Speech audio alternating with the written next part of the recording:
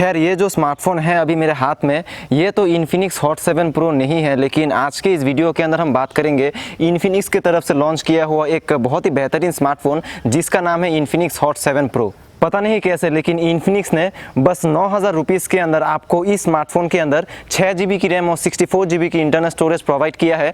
उसके साथ साथ आपको इसके अंदर 9,000 रुपीज़ के अंदर 4000 mAh की बैटरी मिलती है। और यही लास्ट बात नहीं है, इसके अंदर आपको सामने की तरफ डुअल कैमराज और पीछे की तरफ डुअल रियर कैमराज देखने को मिलती है, यानी कि इस स्मार्टफोन के अंदर आपको टोटल 4 कैमराज देखने को मिल जाएंगी। और ये सब चीज़ें आपको मिलती है सिर्फ 9,000 रुपीज़ के प्राइस रेंज के अंदर। सो आज के इस वीडियो के अंदर मैं इस इन्फिनिक्स हॉट 7 प्रो स्मार्टफोन के बारे में अपना जो ओपिनियन है वो मैं आप सबके साथ शेयर करूंगा।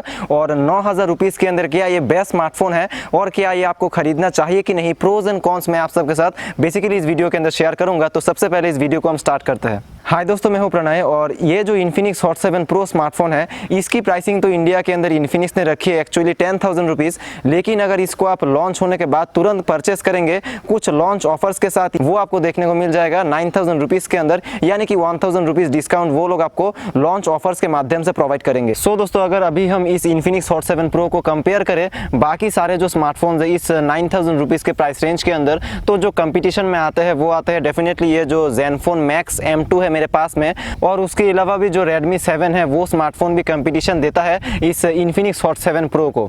तो यहाँ पे क्या ये इन्फिनिक्स हॉट 7 प्रो इन बाकी स्मार्टफोन से बेहतर है 9,000 रुपीज़ के अंदर, ये हम इस वीडियो के अंदर देखेंगे। तो बात करते हैं इस इन्फिनिक्स हॉट 7 प्रो स्मार्टफोन के बारे में। तो यहाँ पे अगर हम इसको कंपेयर करें जनरल स्पेसिफिकेशन वाइज, यानी कि बैटरी, कैमरा और इसके अंदर जो रैम और स्टोरेज है, तो डेफिनेटली इन्फिनिक्स हॉट 7 प्रो सीधी भाषा में बाकी सारे स्मार्टफोन्स को यहाँ पे टक्कर देता है, यानी कि बीट ही करता है। क्योंकि यहाँ पे इन्फिनिक्स हॉट 7 प्रो के अंदर 6 GB की रैम, 64 GB की इंटरनल स्टोरेज मिलती है, 4000 mAh की बैटरी जो कि बाकी स्मार्टफोन्स के अंदर भी है। और उसके अलावा आपको इस इन्फिनिक्स हॉट 7 प्रो के अंदर 4 कैमराज देखने को मिलते हैं, जो कि पीछे भी डुअल कैमरा, सामने भी डुअल कैमरा। तो सभी स्पेसिफिकेशन वाइज तो ये इन्फिनिक्स हॉट 7 प्रो बेस्ट है इस प्राइस रेंज के अंदर, यानी कि 10,000 रुपीज़ के नीचे।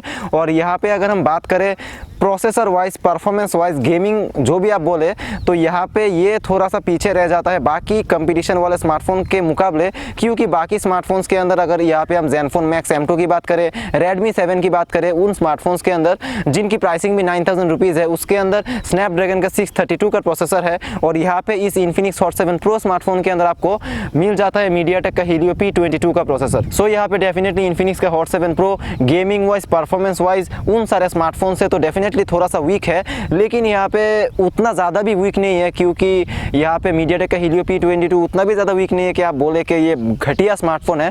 ये डे टू डे परफॉर्मेंस के लिए, डे टू डे टास्क के लिए, थोड़ा बहुत गेमिंग के लिए ठीक ठाक है। लेकिन पबजी अगर आप खेलते हैं, सीधी बात करते हैं कि पबजी अगर आप खेलते हैं तो मीडियम ग्राफिक्स के अंदर ही खेल पाएंगे, स्मूथ और मीडियम में, उससे ज़्यादा आप एक्सपेक्ट मत कीजिए। और यहाँ पे अगर बाकी स्मार्टफोन्स की बात करें जो कि स्नैपड्रैगन 632 के साथ आता है, उनके अंदर आप डेफिनेटली हाई और यहाँ पे HD के अंदर भी किसी किसी स्मार्टफोन के अंदर खेल पाएंगे। तो बस इस वीडियो को सम अप करते हैं। और यहाँ पे अगर मैं अपनी फाइनल वर्डिक्ट प्रोवाइड करूँ इस इन्फिनिक्स हॉट 7 प्रो स्मार्टफोन के बारे में, तो डेफिनेटली यहाँ पे ये स्मार्टफोन बेस्ट है 10,000 रुपीज़ के अंदर। लेकिन यहाँ पे अगर गेमिंग वाइज आप इसके अंदर थोड़ा सा कॉम्प्रोमाइज़ कर पाएंगे तो डेफिनेटली बाकी सभी चीज़ों के अंदर ये बेस्ट है। स्पेशली अगर सेल्फी ज़्यादा लेते हैं आप, कैमरा आपके लिए इंपॉर्टेंट है, तो ये स्मार्टफोन आपके लिए काफ़ी बेहतरीन है। और अगर आपको गेमिंग चाहिए थोड़ा सा ज़्यादा, डेफिनेटली अगर पबजी, फ्री फायर ये सब खेलेंगे तो आपको ज़ेनफोन मैक्स M2 या फिर Redmi 7 परचेस करना होगा। तो यही इस वीडियो की कंक्लूजन मैं आप सबको रिकमेंड करूंगा। सो बस दोस्तों, आज के इस वीडियो के अंदर बस इतना ही था। तो वीडियो पसंद आए तो वीडियो को लाइक करके वीडियो को छोड़ना और चैनल को सब्सक्राइब करके वीडियो को छोड़ना, क्योंकि मैं ऐसा टाइप के जो लेटेस्ट स्मार्टफोन से रिलेटेड अपनी ओपिनियन इस चैनल के अंदर शेयर करता हूँ। So thank you for watching this video guys and see you in my next video definitely.